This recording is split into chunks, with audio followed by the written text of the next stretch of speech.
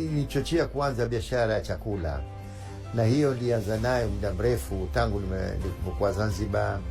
Nilipokuwa kijana kabisa ndio kuanza biashara ndogo kabisa ya kuuza mishkaki na urojo na nini.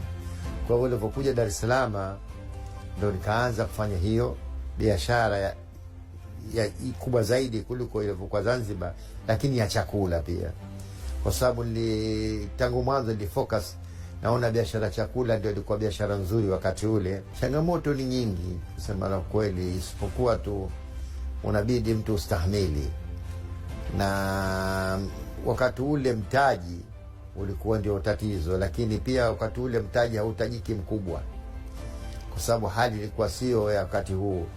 Wakati ule mtaji ulikuwa mdogo tu, lakini unaweza ukafanya kitu kikubwa, na tofauti ya wakati ule na huu. Wakati ule ilikuwa biashara, si kila mtu anafanya biashara. Biashara ilikuwa ikifanya serikali, mafahamu, na sisi tubakia tunafanya biashara hizi ndogo ndogo, lakini kwa jitihada na Mwenyezi Mungu kutujalia, nilifika nikasema hapana, hakuna kitu kisiwezekana. Nikafanya bidii na sikurudi nyuma. Ndio wakuta wenzangu wengi katika biashara, lakini mimi nilijitahidi na nikasema sirudi nyuma.